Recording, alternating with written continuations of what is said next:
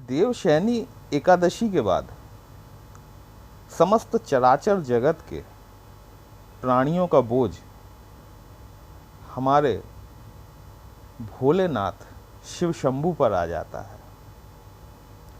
बाबा बर्फानी औघड़ दानी, भोलेनाथ के बारे में शब्द नहीं है जो कुछ कह सके, क्योंकि ऐसे परमात्मा जो सिर्फ आपको देने में यकीन रखते हों। भोले भंडारी इसीलिए कहा जाता है कि आपके पास कुछ ना हो, आप पेड़ से पत्ती तोड़कर चढ़ा दो तो उसमें भी प्रसन्न हो जाएं, उसमें भी आपको वरदान देने की मुद्रा में आ जाएं। ऐसे हमारे बाबा भोलेनाथ का कल से सावन का पहला सोमवार शुरू हो रहा है। नमस्कार दोस्तों, कैसे हैं आप सभी। मैं आपका ज्योतिष मित्र श्लोक वर्मा आपके अपने चैनल श्री हनुमंत कृपा में आपका हार्दिक स्वागत करता हूं, अभिनंदन करता हूं। साथ ही अपने बड़े भैया श्री हनुमान जी से, जो कि रुद्रावतार भी हैं, निवेदन करता हूं कि वे अपने हनुमत कृपा परिवार के सभी सदस्यों को, नए जुड़ने वाले सभी सदस्यों को सुख समृद्धि प्रदान करें, उन्हें उनके कार्यों में आशातीत सफलता प्रदान करें। दोस्तों, आज हम बात करने वाले हैं, देखिए कल से सावन का पहला सोमवार है और हमारे समाज में सावन मास या श्रावण मास जितना महत्वपूर्ण है, शायद ही कोई अन्य माह इतना महत्वपूर्ण रहा हो। और सावन के पहले दिन से, सावन के पहले सोमवार से जो जलाभिषेक किया जाता है शिवजी पे, या जिसे कहें कि जो रुद्राभिषेक किया जाता है, वो अलग अलग राशियों के जातकों के लिए अलग अलग होता है। क्योंकि क्या है ना, देखिए कोई चीज़ हमें स्पेशली दी गई है और अगर हम वो काम करते हैं तो हम उसके स्पेशलिस्ट बन जाते हैं और उसका फल हमें तत्काल प्रभाव से मिलने लगता है। तो आज जो मैं वर्णन करने जा रहा हूँ वह विभिन्न जातकों पर, विभिन्न राशियों पर आधारित है कि वो किस तरीके से रुद्राभिषेक करें। और अंत में मैं आपको शिवलिंग के संदर्भ में एक अत्यंत महत्वपूर्ण जानकारी दूंगा। निवेदन करता हूँ कि यदि आपने अभी तक अपने इस चैनल को सब्सक्राइब नहीं किया है तो चैनल को सब्सक्राइब जरूर करें।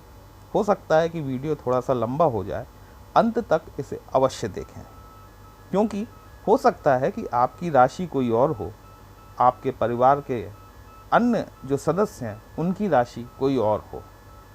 तो पूरी राशियां देखेंगे तो आपको समझ में आएगा किस तरह से आपको रुद्राभिषेक या शिवजी का अभिषेक कल से शुरू करना है। तो चलिए शुरुआत करते हैं मेष राशि से।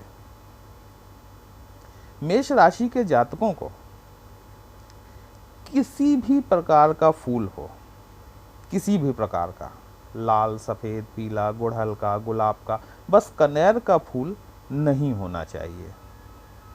आप इससे रुद्राभिषेक करें और शिवजी के 108 बार मंत्र का ओम नमः शिवाय का जाप करें।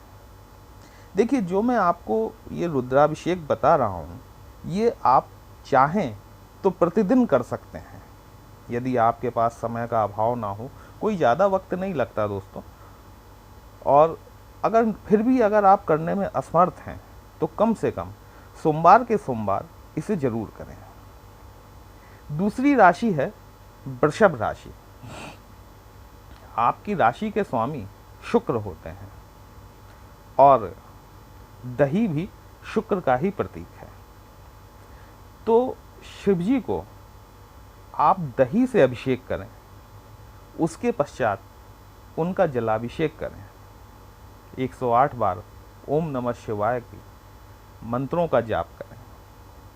मिथुन राशि, आप बेलपत्र लें, अच्छे तरह से धो लें और बेलपत्र कम से कम 9 बेलपत्र, अगर आप बेलपत्र पर पीले चंदन से ओम नमः शिवाय लिख लेते हैं तो अति उत्तम। और यदि नहीं भी है तो कम से कम 9 बेलपत्र आप शिवलिंग पर प्रतिदिन चढ़ाएं, या कम से कम सोमवार के सोमवार तो जरूर चढ़ाएं। इसके बाद आते हैं कर्क राशि। कर्क राशि का स्वामी चंद्रमा। कर्क राशि के जातक अथवा जातिकाओं को जल मिश्रित दुग्ध, या कहें कि दुग्ध मिश्रित जल, दोनों में से कुछ भी जो आपकी इच्छानुसार हो, चाहे जल में दूध मिला लें या दूध में जल मिला लें, इससे आप शंकर जी का अभिषेक करें, प्रतिदिन करें, अति उत्तम। अन्यथा सोमवार के सोमवार तो आप कर ही सकते हैं। इसके पश्चात आती है सिंह राशि, स्वामी सूर्य। देखिए, देवशयनी एकादशी के बाद में फिर देव उठान होता है, जिसको कि देवठान भी हम लोग कहते हैं, जिस दिन से कि हमारे यहाँ हिंदू समाज में विवाह संस्कार शुरू किए जाते हैं। और देवठान के दिन आपने देखा होगा कि गन्ने का उपयोग किया जाता है, शुगर केन, गन्ने का उपयोग किया जाता है। क्यों किया जाता है? क्योंकि गन्ने को श्री का प्रतीक माना गया है, श्रीम, लक्ष्मी। सिंह राशि वाले जातकों को रुद्राभिषेक करने में गन्ने के रस का उपयोग करना चाहिए। अब चूंकि ये चीज़ आपको बाजार से खरीदनी पड़ेगी, इसलिए ध्यान रखें कि शुद्ध गन्ने का रस हो, मतलब उसमें किसी प्रकार का मिलावट ना हो, ना उसमें बर्फ मिली हो, ना नींबू, नमक, ना पुदीना, कुछ भी अन्य चीज़ ना मिली हो। आप इसे नियमित कर सकते हैं तो नियमित कीजिए, नहीं कर सकते हैं तो सोमवार के सोमवार कीजिए। 108 बार कम से कम ओम नमः शिवाय मंत्र का जाप करें और गन्ने के रस से अभिषेक करने के पश्चात आप जो है कि जलाभिषेक जरूर करें। इससे क्या होगा कि आपकी लक्ष्मी के मार्ग में जो अभी बाधाएं बनी हुई हैं, वो बाधाएं आपको दूर होती हुई दिखाई देने लगेंगी। जैसे मेष राशि के जातकों को स्वास्थ्य संबंधी समस्याएं इस समय हैं, वो समस्याएं दूर होने लगेंगी। मिथुन राशि के जातकों को भी सेहत में समस्या आ रही है, उन समस्याओं का समाधान होने लगेगा। कर्क राशि वाले जो हैं, वो अगर उन्हें कोई किसी प्रकार का मानसिक तनाव है तो वो उस तनाव से दूर हो जाएंगे, है ना। अब इसके बाद में आती है कन्या लग्न, कन्या राशि। कन्या राशि के जातकों अथवा जातिकाओं के लिए ये चीज़ थोड़ी सी टिपिकल है, लेकिन अगर ढूंढेंगे तो मिल जाएगी। या तो भांग के पत्ते मिल जाएं आपको, या धतूरे के पत्ते मिल जाएं, धतूरे का फल मिल जाए। और यदि ये भी उपलब्ध नहीं होता है तो मदार, या जिसे कहते हैं आक, अकौवा, इसके पत्ते मिल जाएं। इससे भी आप भगवान भोलेनाथ का अभिषेक कर सकते हैं। देखिए, इसीलिए मैंने आपसे पहले कहा कि हमारे भोले बाबा तो इतने भोले हैं कि आप उन्हें पत्ते भी चढ़ा देंगे तो वो उनमें भी प्रसन्न हो जाते हैं। इसके बाद आती है तुला राशि।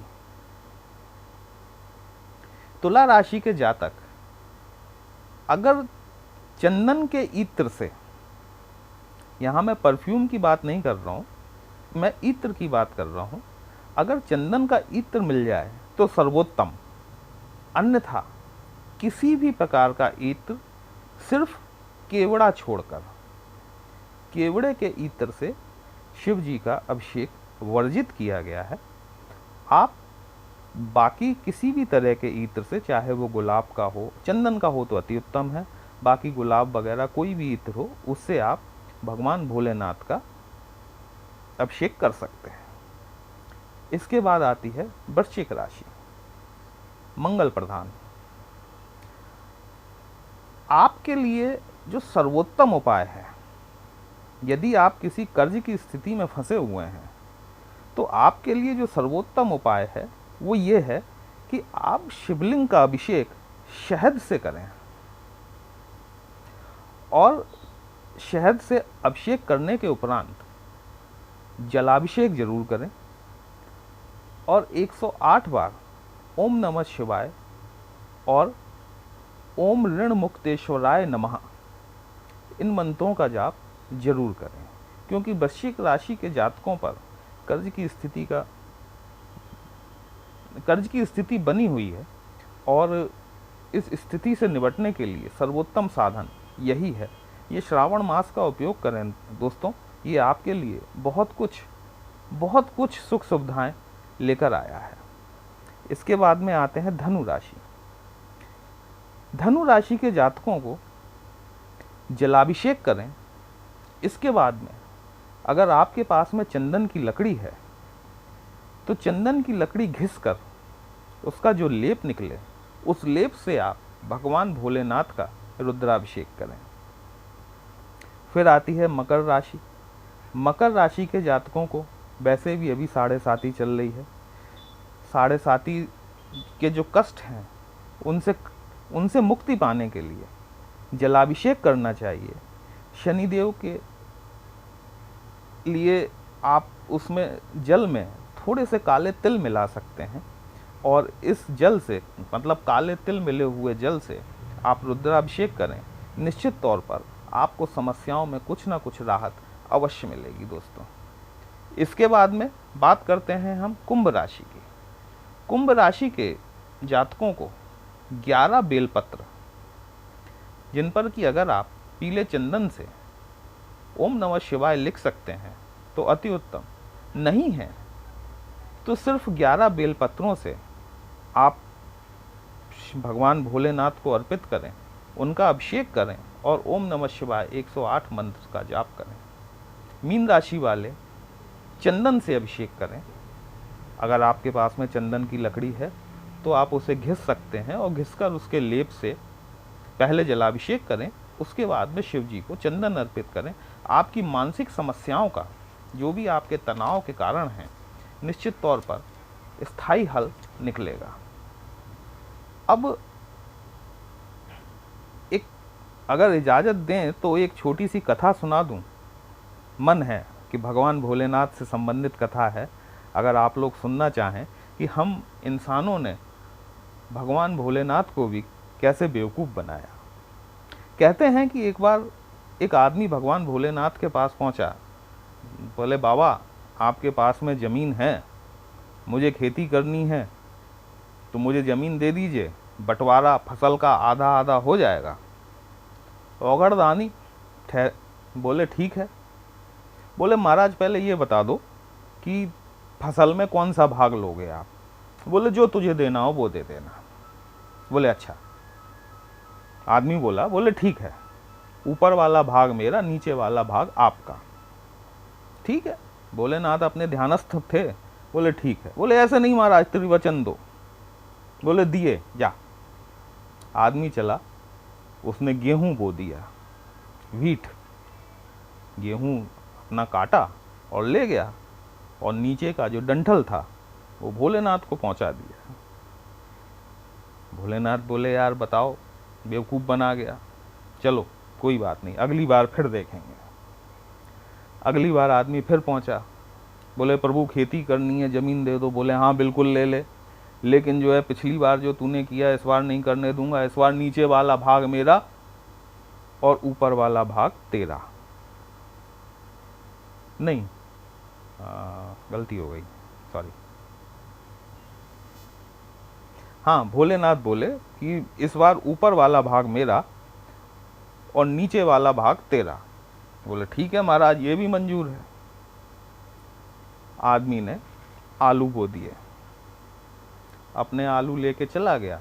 ऊपर की फसल जो पेड़ के डंठल थे भोलेनाथ को पहुंचा दी।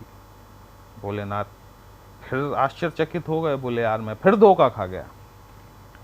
तीसरी बार वो जब आदमी पहुंचा, भोलेनाथ बोले, सुन, इस बार ऊपर का भी मेरा भाग और नीचे का भी मेरा भाग। बोले, जो आज्ञा प्रभु, जैसा आप कहते हो वैसा होगा। आदमी चला, उसने मक्का बो दिया। मक्का, भुट्टा, आप समझ रहे हैं, वो भुट्टा वो लेकर चला गया बाकी की चीज़ें भोलेनाथ को दे गया। तो ऐसे हमारे भोलेनाथ हैं, जरा से में क्षण भर में प्रसन्न हो जाते हैं। और ये जो सावन मास है ना दोस्तों, ये भोलेनाथ को प्रसन्न करने का सबसे बढ़िया माह है। और जो मैंने आपको बताया, देखिए ज़्यादातर आजकल अगर आप किसी मंदिर में जाते हैं तो मंदिर में आपको जो शिवलिंग मिलेंगे काले रंग के मिलेंगे। लेकिन घरों में भी आजकल शिवलिंग स्थापना की प्रचलन चल गया है। और जो है कि घरों में जो शिवलिंग होते हैं वो संगमरमर के भी होते हैं, पारद के भी होते हैं, और लोग बाग चांदी के शिवलिंग भी बनवा के स्थापित कर लेते हैं। मेरा आपसे निवेदन है, ये जो भी आप रुद्राभिषेक करें वो काले रंग के शिवलिंग पे करें। काले रंग के शिवलिंग पे किया गया रुद्राभिषेक आपको असीमित फल देने में समर्थ होता है। यदि यह वीडियो आपको कहीं भी अच्छा लगा हो तो आप अपने इस चैनल को सब्सक्राइब जरूर करें। और अगर आप हमसे अपनी पत्रिका का विश्लेषण कराना चाहते हैं तो हमारा नंबर व्हाट्सएप में, जो कि थंबनेल में दिया गया है, आप कांटेक्ट कर सकते हैं। आपको आपकी पत्रिका का समुचित समाधान करने का प्रयास किया जाएगा। बस पर्सनल कंसल्टेशन पेड होता है। चलिए फिर मिलते हैं एक नई राशि के साथ। तब तक के लिए जय श्री राम।